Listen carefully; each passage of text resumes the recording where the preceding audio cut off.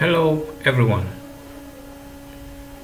The topic of my talk is New African Literatures of the Diaspora and the Question of Identity.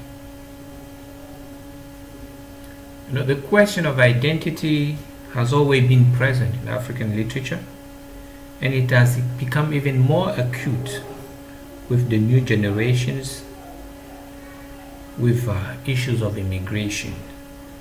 In fact, many of the champions of that new generation of writers have either immigrated to the Western countries whose citizenship they have taken, or were simply born in the West, thus making the problem of identity a central issue for them.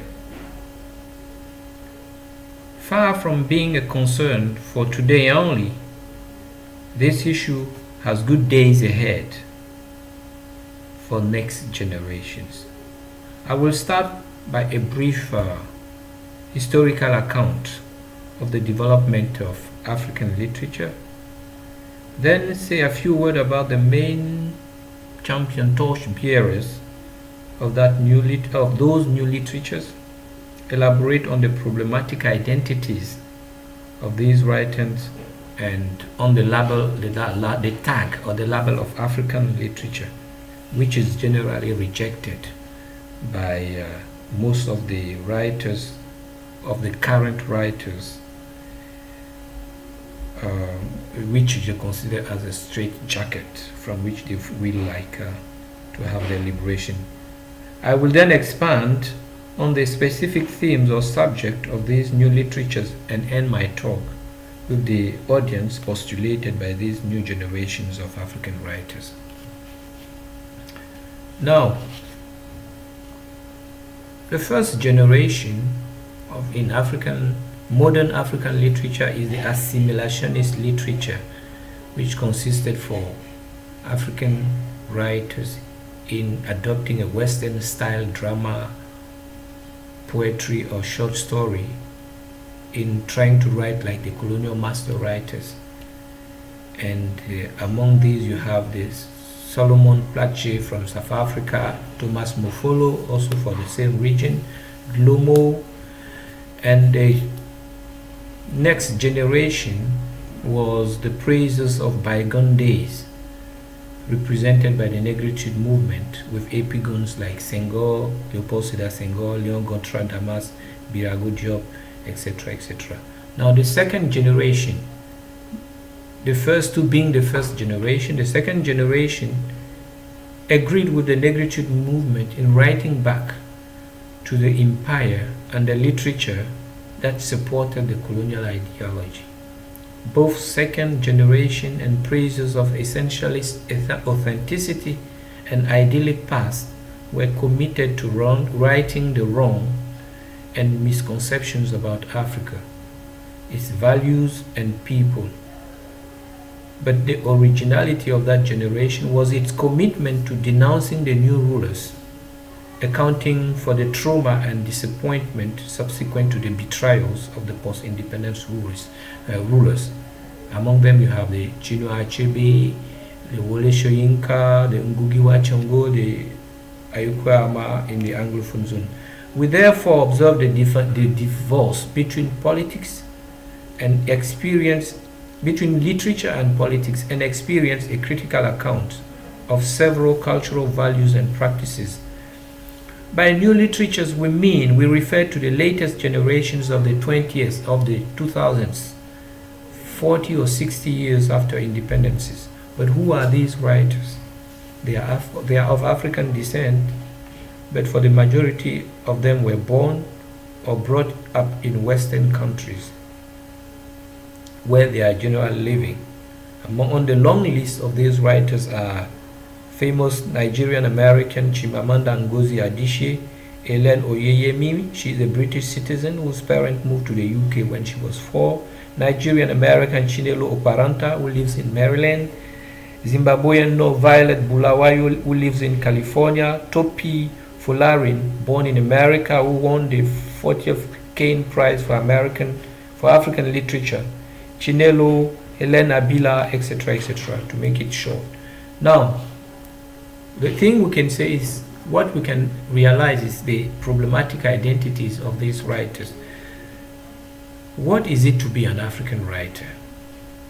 Is it to be born in Africa, to have an African descent, to write a novel that is set in Africa, to use African setting or characters, African oral style? Is it to meet one of these criteria, to mix that all, to be an African writer?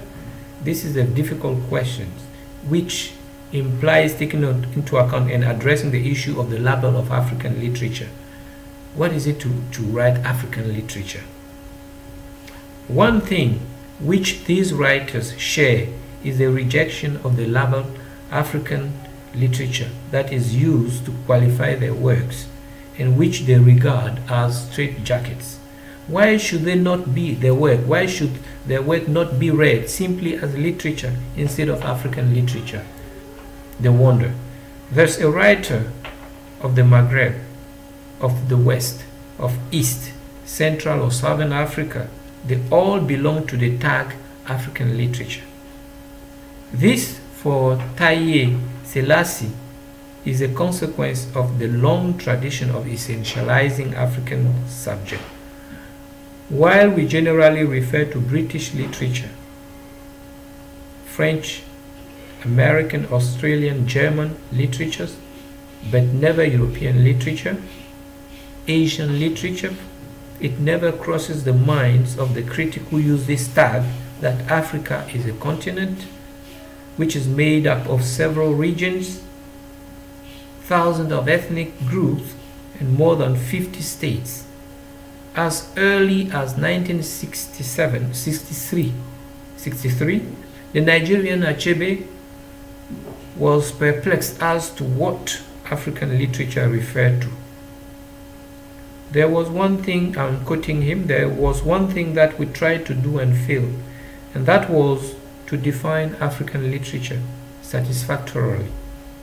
Was it literature produced in Africa or about Africa? Could African literature be any subject, or must it have an African theme, etc., etc.? And his fellow countryman Christopher Okibo, whose social commitment and political commitment could not be questioned for his presence, for his death in the Biafran crisis as a pilot for the insurgent army. This very committed writer is quoted saying that he sees himself simply as a writer, not an African writer. In a similar way, the British Indian Salman Rushdie refused the tag of Indian writer, preferring to be simply a writer. When asked to describe himself, the Nigerian Ben Okri, now established in the UK, some 50 years after Okibo's word, had this to say: I think Ben Okri is a writer who works very hard to sing from all the things that affect him. I don't know if he's an African writer. I never think of myself in terms of any classification. Literature doesn't have a country. In a nutshell, what can be referred to as African literature also claims a republic of its own, a world republic of letters with its specific rules, norms, rules of functioning, actors. Using the World Republic of Letters in reference to Pascal Casanova's book, translated in 2004. This autonomy of literature from other fields is a fight that was initiated during the 19th century with the French Romantic movement. Now, in addition to the rejection of being confined into an ethnic or racial category, the new generation has also opted to a new set of topics, themes, and subjects that are personal. Are there themes or subjects that are specific to literature written by writers who have an African descent? Although the African continent is often present in their narrative, it is not the single subject that animates their stories. Sometimes the traditional pictures are simply disregarded to make way for the complexities of experiences of African people of the diaspora. It is no wonder that some writers of this generation have been reproached with not being African enough. It is never the artistic talent that is being questioned, but rather the fact that their narrative are insufficiently African. I give the example of the Washington-based Nigerian critic who reproached California-based Zimbabwean writer Noviolet Bulawo with performing Africa in We Need New Names, which the critic substantiated by arguing that this female writer has inundated her book with images that evoke, to borrow a phrase from Aristotle, pity and fear, but not in a real tragic sense, but more in a CNN Western media coverage of Africa, poverty, porn sense. In a word, Al-Selassie rightly argues Bulawayo is reproached with airing African dirty laundry, as the critic never denies that the realities described do exist. The traditional depiction of the autochthonous life has given way to update issues reflecting the different classes of the modern society and more personal issues of the creator. These go from queerness, lesbianism to gender identity. Now, what is the audience that is postulated by this new generation of African writers? For whom are the new African writers writing?